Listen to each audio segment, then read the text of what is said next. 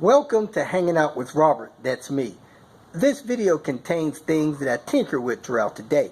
For step-by-step detailed instructions of those tasks, you can click on the links in the comment section below. I plan on leaving this video accessible for about 30 days. After that, you can view it through my Patreon account. This video also has tips and tricks that I've learned over the years. So, thank you very much for watching. Kicking off the day, 2015 XC70. I think it's a T6. We're going to replace the front control arms, and it also has something that we're going to do on the back of it to correct this wheel. As you can see, the top of the wheel is leaning in. I think they might have broke something when they lowered it. Then we're going to get back on that XC70 04 model. So let me go ahead and I'm going to put this on the concrete over here, jack it up, pull that wheel off, and do that control arm.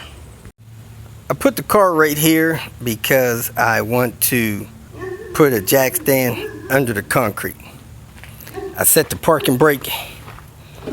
Don't do that often with these electric parking brakes, but you push that bottom part of that button and it will lock and set the parking brake. Next, I'm going to break the lug nuts loose so that I don't have to break them loose with the car up on the jack, or I could use an impact gun to get them off. I don't like using impacts on lug nuts, just not good for lug nuts. Then I'm going to jack the car up, put on a jack stand, pull the wheel off, pick up from there. The vehicle has special lug nuts, so I'm looking for the lug nut tool.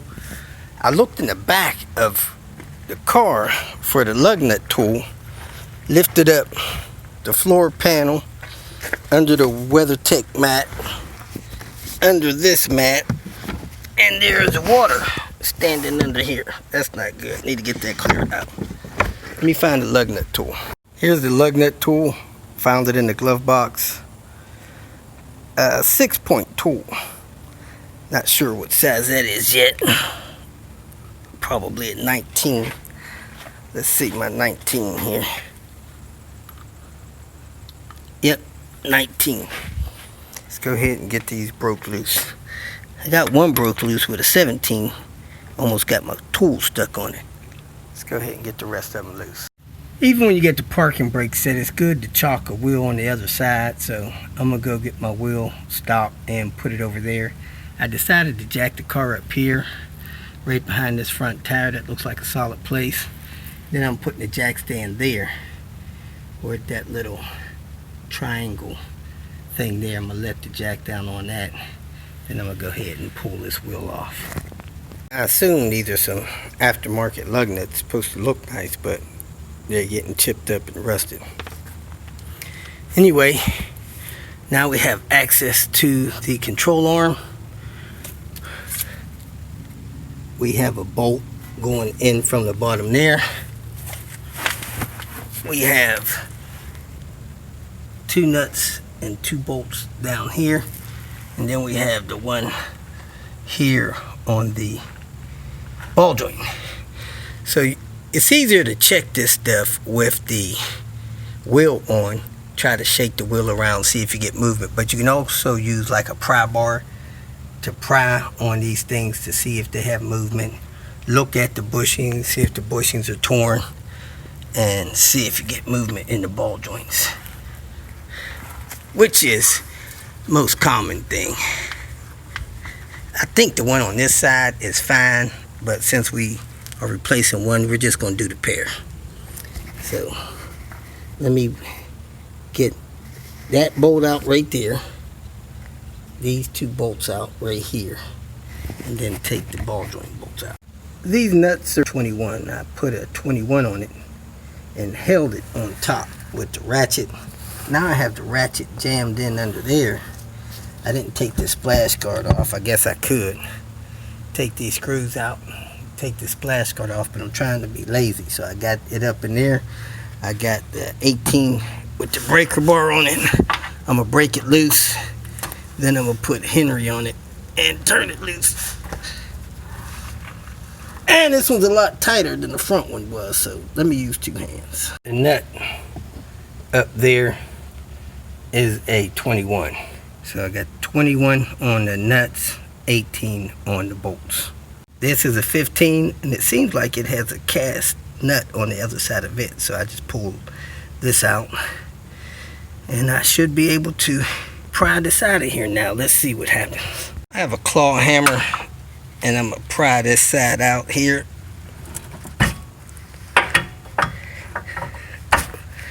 It's almost out.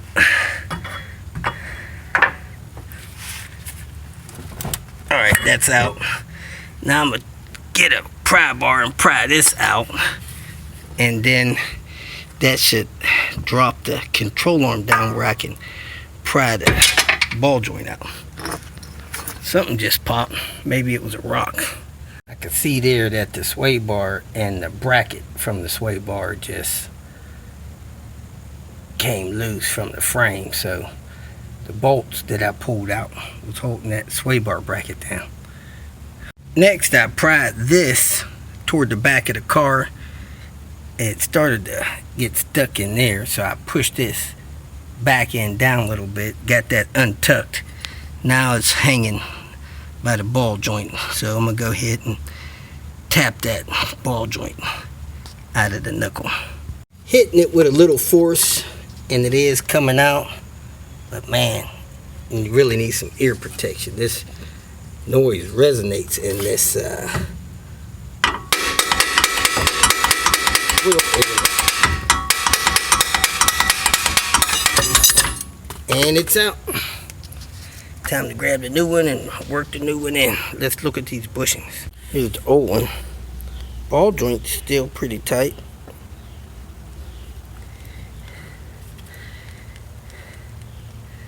Bushings really don't look bad. Mild cracking. Don't know if that's a crack or if that's how it's made. Anyway, let's go ahead and get this set in there and work on maneuvering this in place. And this is Beck Arnold control arms. This one has an L on it for left. Let's go ahead and see how difficult it is to get it in place. Tapped it up with the hammer until I could get the screw to start going in. It's got some kind of metal, I guess it's dust shield or something, stopping stuff from getting in between there. But I got it almost all the way in, so I'm going to drive it in with the tool now. Make sure it goes in. Then I'm going to work on getting it back in place. Got the screw in. I can feel it coming out the other side. We're good to go. I'm going to check the torque value on all three of these bolts and put that in the comments. Looks like you'd be better off putting both sides of this on a jack stand because of the anti-sway bar. I jacked up the other side a little bit after moving my wheel stop behind that wheel, and my anti-sway bar is moving enough to let this control arm slide under it. So let me tap on this a little bit, see if I can get it in the position, and then try to get the sway bar in position to get the bolts back through the anti-sway bar. I tried to start a bolt back there, really couldn't get it started because the control arm was twisted down, which means I could get the bottom holes lined up, but the top holes was still pivoted out towards me. So I put this scissor jack under the ball joint and jacked it up, leveled it out a little bit, and then I was able to align a hole and get a bolt all the way up through there. Now I'm going to maneuver the anti-sway bar bracket to get the bolt over that and get that nut on there and get that started. Then I'm going to get this bolt, that's the back one, then I'm going to get the front one started, and then I'm going to get this lined up, which is really close there. Actually, I might go ahead and get that lined up and put the bolt in there because it's pretty close already. I really couldn't see what was going on back there, so I took the splash guard off, which was 1, 2, 3, 4, 5, 6, 7, 8, 9 T25s and 2 10mm nuts. So now that I have that out of the way, I can see what's going on with this anti-sway bar.